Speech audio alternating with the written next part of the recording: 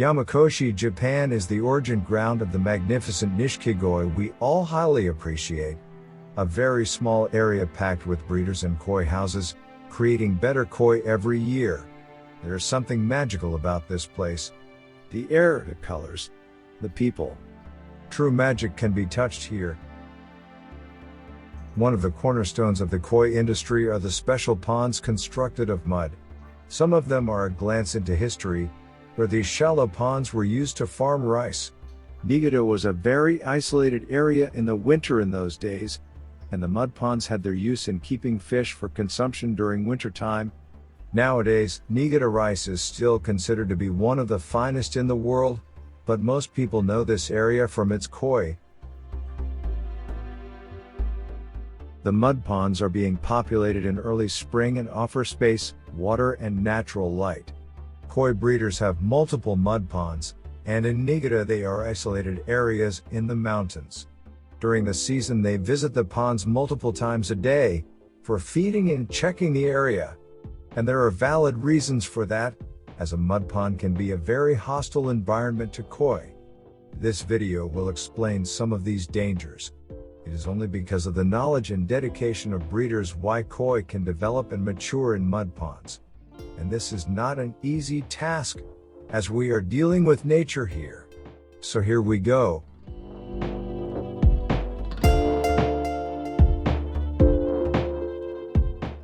Natural predators such as birds, raccoons, herons, and especially Japanese bears can pose a threat to koi in mud ponds. These animals are drawn to the pond by the presence of fish and can cause significant losses. They have a natural instinct to hunt and feed on smaller aquatic animals. Koi, being relatively large and slow-moving fish, are attractive targets for these predators.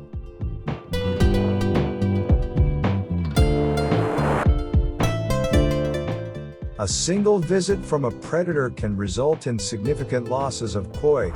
Predators can consume multiple fish in a short amount of time, causing economic and emotional distress for koi enthusiasts and breeders. Even if a predator doesn't successfully catch and consume koi, their presence alone can stress the fish. Stress weakens the immune system of koi, making them more susceptible to diseases and other health issues. Here we can see some of the countermeasures breeders take to keep predators out of the ponds. They can come from above or aside, so multiple defense mechanisms are needed. A mud pond may look like a serene oasis of peace, but can transform to a murder scene in minutes.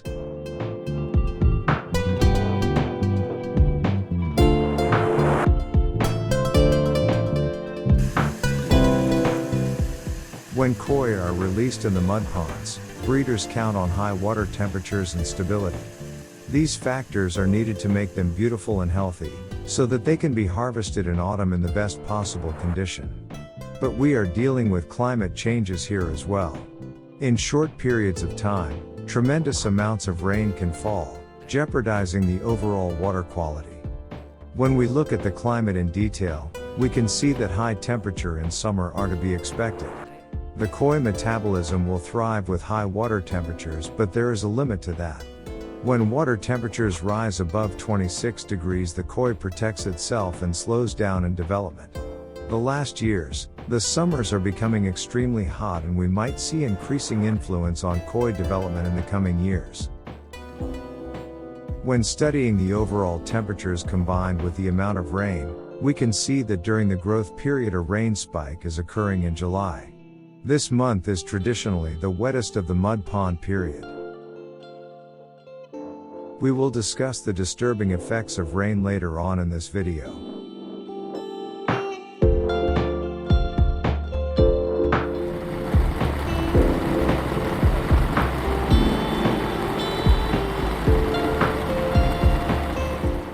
Mud ponds depend on natural water sources, such as rainfall, streams, and groundwater.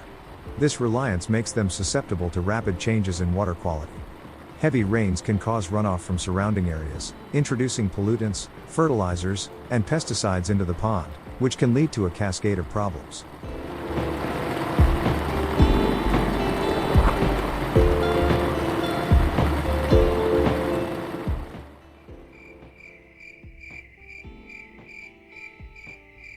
A mud pond can be an oasis of peace in which the koi thrive.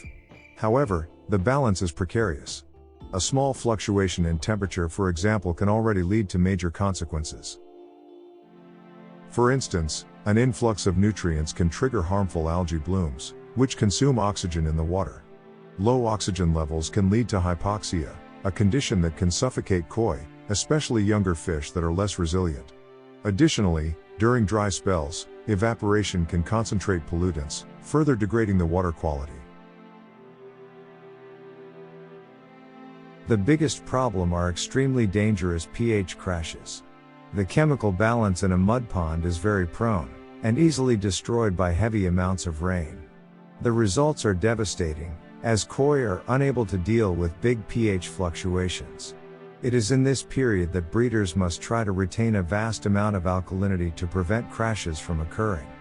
And that is a challenge, as carbonates and bicarbonates must be added to the mud pond water to survive this period.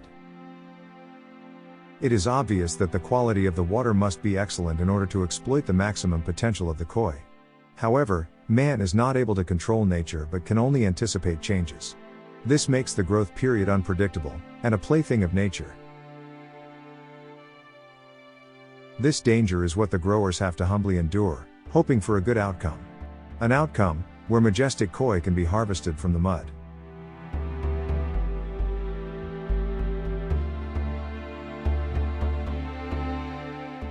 Over time, the edges of mud ponds can become eroded due to heavy rains or poor vegetation cover.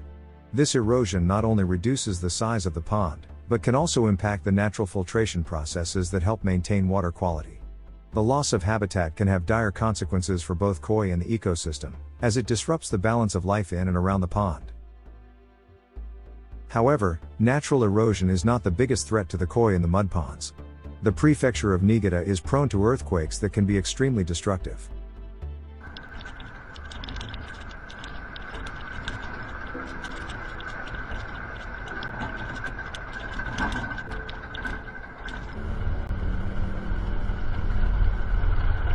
At 5:56 p.m. local time, on Saturday, October 23, 2004, an earthquake with a magnitude of 6.8 on the Japanese earthquake scale struck the Niigata prefecture of Honshu, which is the main island of Japan. It was centered on the city of Ojiya in the Chiatsu region. The effects were devastating. Enormous damage to houses, infrastructure and mud ponds were reported. Some breeders lost their whole business as parent koi and koi house slid tight down the mountainside. The resilience of the koi breeder was admirable, and the area has been rebuilt. But the danger has not passed. And since that period, Japan, and Niigata in particular, have been rocked by earthquakes again and again. Koi in mud ponds are not safe, but are at the mercy of the pranks of Mother Earth. Let's hope she's forgiving.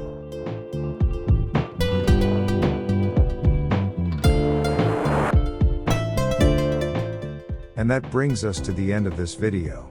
If everything has gone as the breeders hope, then the harvest of the koi is a true event. It is due to the dedication and hard work of the breeders that happy faces can be seen around the month of October, and that outstanding koi come out of the mud. If everything has gone as the breeders hope, then the harvest of the koi is a true event. It is due to the dedication and hard work of the breeders that happy faces can be seen around the month of October, and that outstanding koi come out of the mud.